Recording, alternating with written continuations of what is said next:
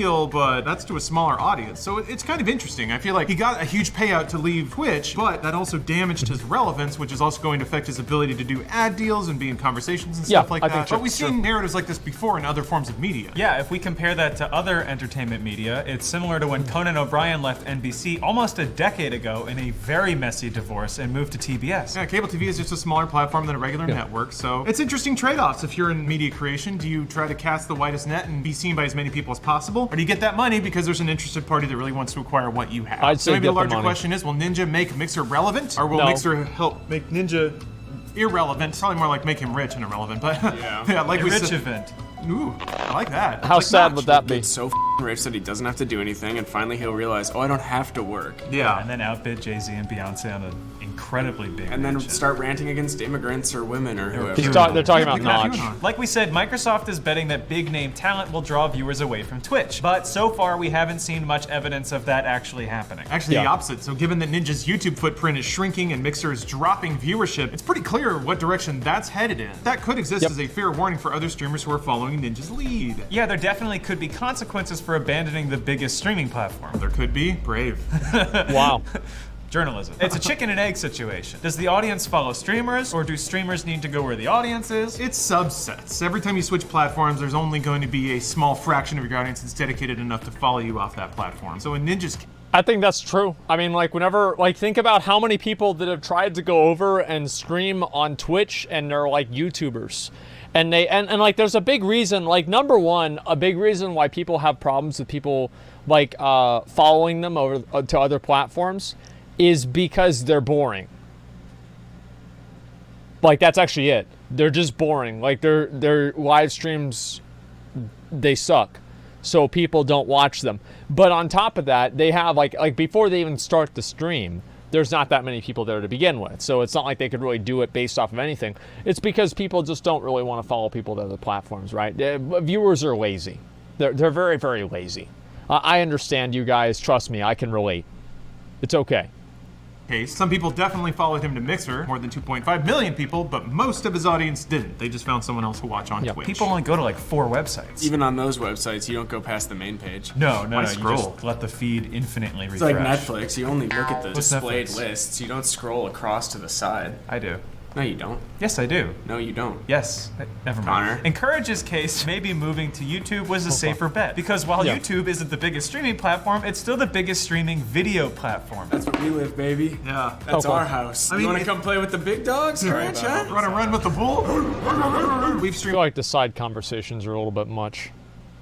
on Funhouse and stuff like that. And we've always gotten more viewership on it's a little YouTube, bit much. but that doesn't necessarily translate to as much money. So it seems like Twitch kind of has the more engaged person who's willing to open their wallets and fund an individual, whereas YouTube is just where you go if you want everyone to watch your stuff, even the poor people who don't give you money for playing video games. How dare they? I feel like in Courage's case, especially since he's experimenting with scripted content and produced content, YouTube is probably the right move for him. Here's the thing though, despite our clickbaity headline, I really can't fault anyone for accepting a pretty great contract that will just shovel money into the furnace of your life for playing video games all day. Streaming as a professional streamer. Yeah, and keeping come on, that's obvious. You just have a different boss. Yeah. Who's only kind of your boss. Pretty much. Although if they're paying him that much, they're a little more his boss. You probably can't say the N-word anymore.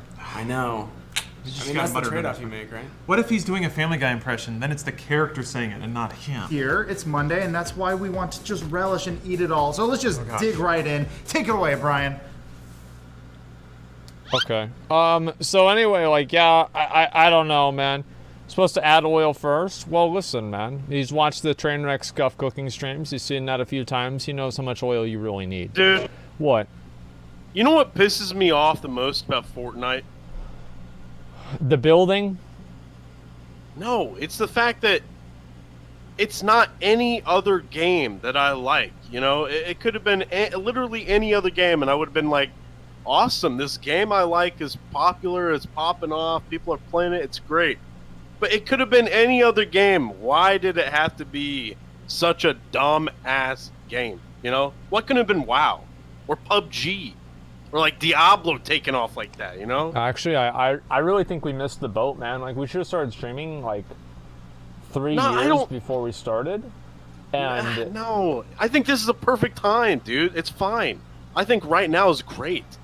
Like, because you did stream, right? Back in 2016, Yeah. you're getting like 2-3K viewers. That was great. We thought you were on top of the world, Yeah, dude. dude, we were and now you're running the sitting game. here, 35K, a casual 35K, awesome.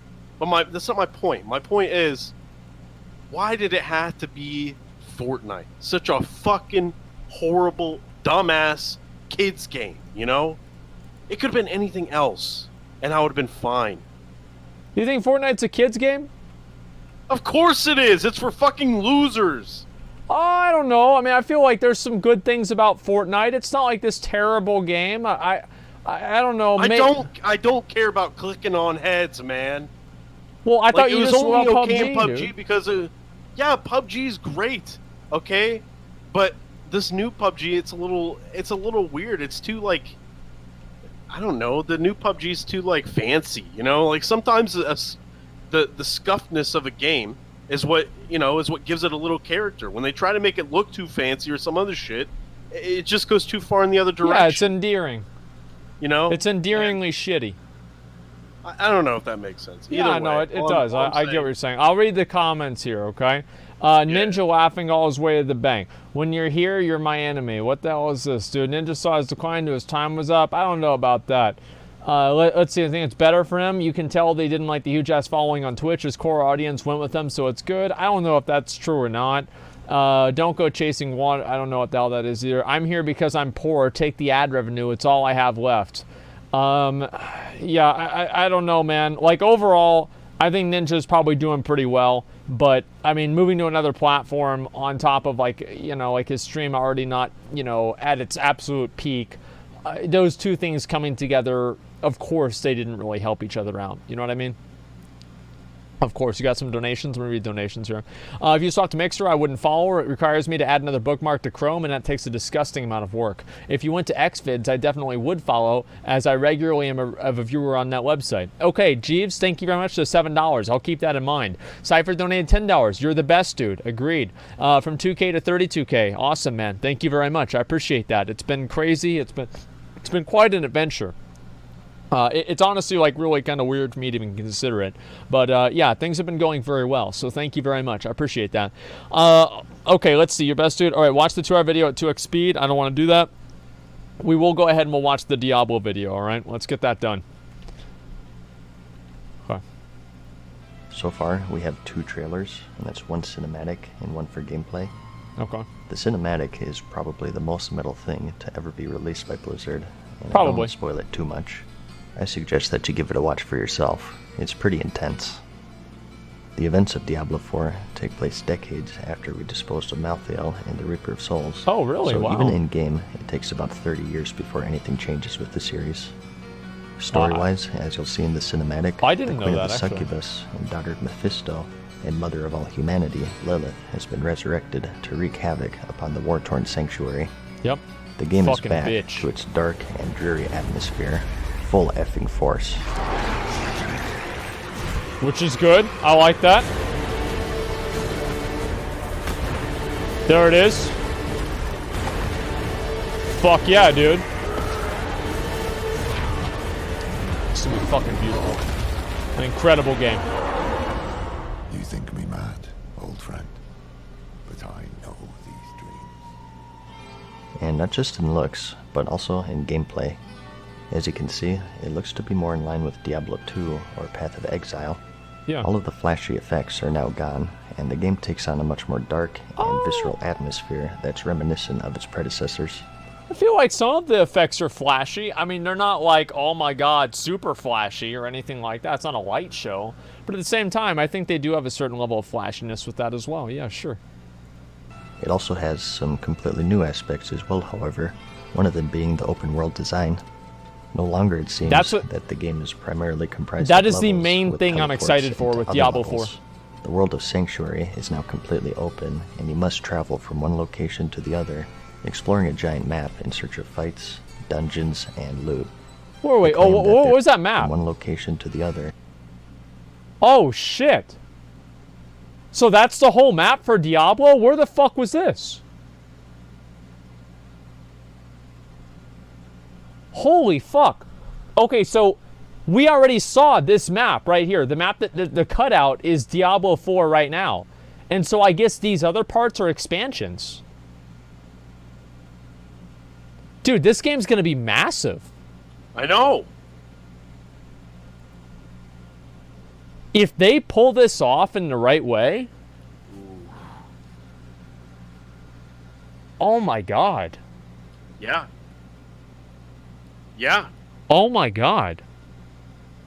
This could actually be completely like, I'm now really excited for it. Go ahead. Said you might have a new game. Yeah, this is awesome. Drive Steps is the beta map. Yeah, I don't know. Maybe there's more to it besides the beta. But yeah, if they do the whole thing as the map, yeah, no wonder you need a fucking mount. The zone is going to be... There's probably going to be more that you have to, like, go across in here than in WoW even. Like, this is insane. Like, I'm really surprised that they're doing this much. Exploring a giant map in search Holy of fights, fuck. dungeons, and loot. That's incredible. They claim that there are hundreds of villages to stumble upon, and you'll even encounter other players that you aren't grouped with, which is much more of an MMO aspect than it is action RPG. God damn. There are limits, however. Certain areas you'll see just a few people, and others you could see a dozen. Wow. One such example is during this world boss encounter. The open world isn't randomly generated, but the events that happen within it are, and one of them is a world boss encounter, such as this giant dragon as you see before you. You can choose to group up with 3 other friends, so a party size of 4 total, and try to take it down, but due to the open nature of the game, other players will be able to come and assist you.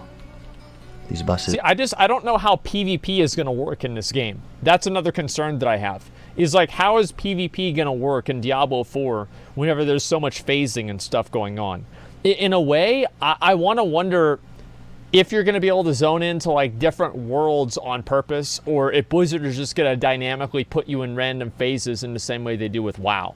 So like, it's like basically, are you logging onto a server, or is Blizzard assigning you basically a layer whenever you log on?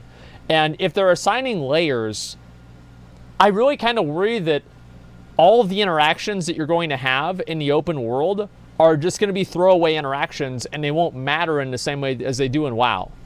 And like the open world thing, like it's the most exciting and also the most concerning for me, because it can either go really well or really not well. These also have a unique stagger bar effect, which is increased through crowd control effects. Yeah. Once it's filled, the enemy will be stunned, allowing you to deal some free damage and also change the encounter in various ways. For example, you break off the giant bone scythe off this dragon to make its sweeping attacks have a little less bite. But will that even... But with such an open... But would that even matter? Like, that's the issue. Is like, in the ARPG games, like the world bosses, here's the problem with the world bosses, is that they cannot have world bosses that require any degree of coordination or skill if they don't make them like clan specific. Because if you have a world boss that's just sitting out there and if you have a world boss that's just sitting out there in the world and nothing's going on with that world boss, you're just chilling, and it's like, wow, there's the world boss, and there's like 8 other dipshits that just phase in with you. Hey guys, you want to do the boss? Yeah, dude. And like all of these dynamic things that are going to happen to the world bosses won't fucking matter, because the world bosses are just going to get run over anyway. Because you can't make them difficult and then expect them to be completable by a random group.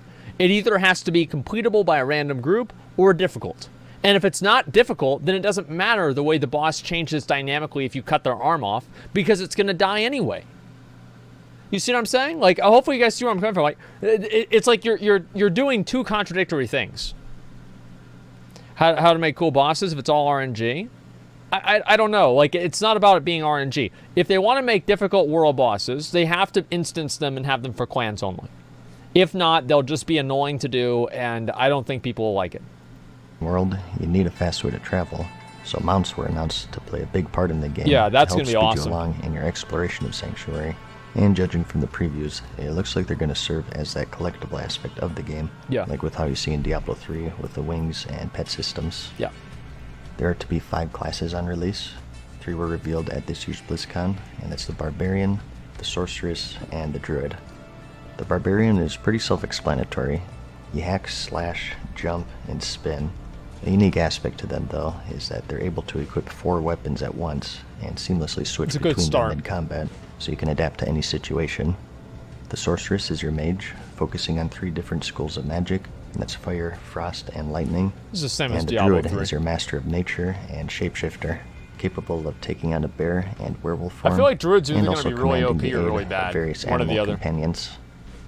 That open world aspect isn't the only thing they took from MMOs, however, as it was confirmed there's to be a detailed character customization for you to play around with to help immerse yourself with your characters a bit I don't more. know about that, dude. Character progression is always I a don't big know about concern, that, dude. and it's quite different in 4 than its direct predecessor. It focuses on a combination of skill points, talent trees, rune words, and legendaries to try and create a unique experience for each and every player. Let's go over them one by one. Skill points you get as you level, or from items called skill books, and you spend these to either learn new skills or learn new ranks of existing skills. Yeah, I mean, that makes sense. Talent trees are pretty familiar if you stepped into the RPG genre before. Basically, you're given a tree of affixes that you can spend points on, and the more points you spend, the further down the tree you can go to customize your character to your liking and create your own builds. I'm not really as excited about the talent trees as I think maybe some other people are, but maybe nobody's excited about the talent trees. I just see them and I just assume it's like, okay, well, I'll just wait and figure out what the best one is and then I'll just do that. It's like after I've used the PoE talent tree, it's going to take something really, really big in order to convince me or get me excited again. Rune words are familiar if you play Diablo 2. These are items that you collect and apply to your armor, and they're split up into 2 variations called conditions and effects. Yeah. Condition runes are what cause the effect runes to trigger, and an example they gave is These are when you freeze an complicated. enemy as a condition. These are really introduce a complicated. cooldown for a random skill by 15% as an effect. You can mix and match any and all condition and effect runes to your liking. Yeah. So feel free to pause it on this page if you'd like.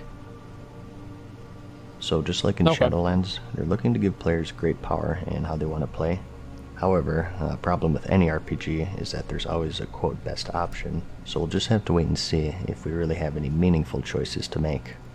I think that we will, because what I believe they're doing with Diablo 4 is they're removing like the numerical fine-tuning that players have to make in like PoE in a way, and they're removing numerical fine-tuning and just making core mechanical tuning.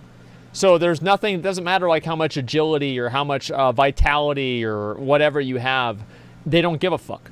And I think they're just focusing on core gameplay and just like not even engaging with like the numerical functions of, like PoE. And another aspect of customization Yeah. are, of course, legendaries.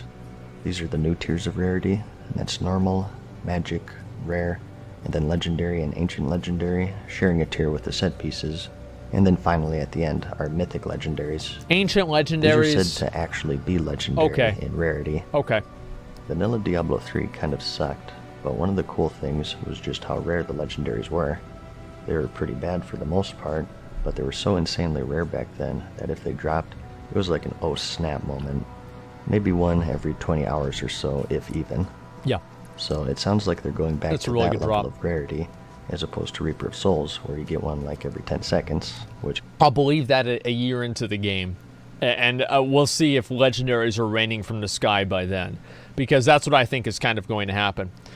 I mean, here's the thing. RECRUITMENT of G4. I mean, like, here's the thing, guys. Like, well, let me think of a way to put it. PoE tree is garbage. Well, it's not really about the PoE tree. Having attack and defense does not necessarily mean that it's a simple game. You can have a bunch of different mechanics that function differently together without having a bunch of different numbers you have to balance.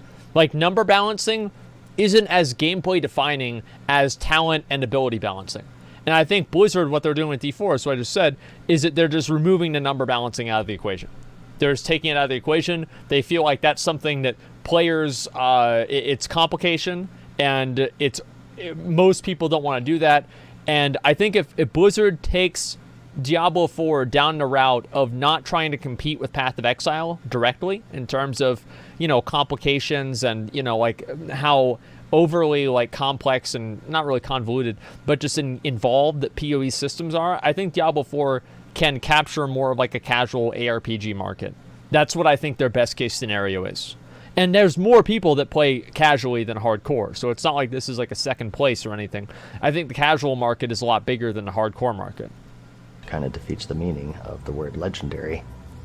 And as for mythics, these are basically legendaries on steroids, and they're said to be only obtainable through special actions, maybe special achievements or something like that, who knows. What we do know though is that they have 4 affixes instead of 1, and only 1 mythic can be equipped on your character at any given time. And trading is also confirmed to be in the game, although it will be restricted somewhat. Some items are tradable forever, whereas more powerful ones may only be tradable once total, and some of the most trading powerful shit, items, man. such as mythics, are forever bound to your character. I feel like, you know how Blizzard has like all these different systems that are just confusing to players? I worry that Diablo is going to have that same thing happen, where they have like 8 different trading restrictions, and it's just confusing. Like, just make everything tradable or not, or just make certain, like, there's like either tradable items or not tradable items. Anything more than like those 2 different functions, it's too much. It's just too complicated in my mind. And crafting is also making a return. No real huge details yet, That'd be but good. it's confirmed to be in the game That'd be in some real good. form or another. We know that you can obtain materials throughout the world, and that there's also a salvaging system to serve as a source, as we'll talk about further in a bit.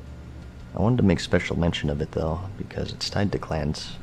Clans are seeing a return, and something new that you can do with them is set up a material stash for the clan. They made mention that you could donate some crafting materials to be stored in some sort of bank, so they serve an actual purpose. So that's how now, I can leech other stuff than in just for D4. chatting and That's setting up good. groups. I'm glad about this. Dungeons are also a bit more unique. They're now completely randomized in both layout and location. You can find Man, they said that about D3, man. Like, they're not going to be randomized in terms of layout and location. Like, there's going to be the open world layout like this one. There's going to be the inside layout that's underneath the cathedral. There's going to be the dungeon layout. Like, this dungeons being randomized shit, I don't believe it. I do not believe it at all. I think they're going to do the exact same stuff. nearly any dungeon, nearly anywhere in the world. They're all one continuous just different level tile sets with of no the same loading shit. screens. And each one you have an objective to finish, sort of like a bounty in adventure mode in Diablo 3. So they're sort of integrating a lot of qualities of adventure mode into the core game from the sounds of it. So that might be good news or bad news for you. And they also have a key system tied to them. Anywhere in the world, you can loot different level keys for a random dungeon, and this is the main endgame activity that we know of right now. Basically, the replacement to rifts and the greater rift systems in Diablo 3. Yeah, the Mythic Plus The keys, higher level literally. the key, the tougher the dungeon will be, Yeah. with harder enemies, more elites, and special affixes for the players, the enemies, or the environment. An example they gave is this unkillable lightning pillar that'll follow you for the entirety of the dungeon. I'll be honest, I'm not looking If you forward feel to like that. you That's got a stupid. bad roll though, or a dungeon Sounds that you really simply fucking don't annoying. like, you can choose to also salvage the key for crafting materials. Yeah. I imagine that keys won't be the only thing you can salvage, so you can look forward to that to aid you in your crafting. And to deal with all of these challenges, every character, no matter the class, is given an evade maneuver. Essentially, it's It's like a little Dark dodge move Souls to kind of evade enemy mechanic, you know, you attacks like and roll get out of crowd things. control and It's whatnot. kind of the same stuff. The I like that. specifics are I think unknown that's still, cool. such as cooldown or resource usage, but obviously they're going to be a core part of combat for everyone. PvP was also confirmed to be present in the game as well. Players will be able to enable this to find and fight others in the open world, although it's unknown the specifics of the rules of engagement.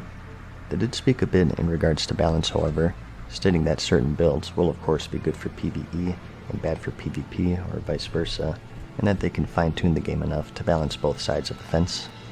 And it's also been confirmed that there's to be a hardcore mode, where if your character Who gives a dies, shit? it's gone for good. Who gives a along shit with all about of your that? loot. This is a tradition that was started by fans of Diablo 1, and carried on by Blizzard officially with 2 and onwards. PoE, there's 13,000 people online. Is there a place that I can actually look to see how many people are playing PoE at a time? Can I look and see that? I'd be really curious to find out. Yes, where? Steam charts? Okay, let me look at it after the video. And lastly, just like Diablo 3, Seasons are planned for the 4th. I never gave a fuck Similar about to seasons, 3, man. each one will bring its own Seasonal unique perks, rewards. exclusive items, and special challenges to make sure that none are the Who same. gives a fuck? So this will serve as a steady way of providing game updates. Hopefully it's not the only means, as it is in Diablo 3, but as you'd expect, details and content updates are pretty sparse as the game The is seasons out were yet, so boring aside in from the D3. fact that the game will be expansion It's like based, season similar to 16 now Diablo or 3. something. And that's pretty much it. Yeah. For all of the major stuff anyways.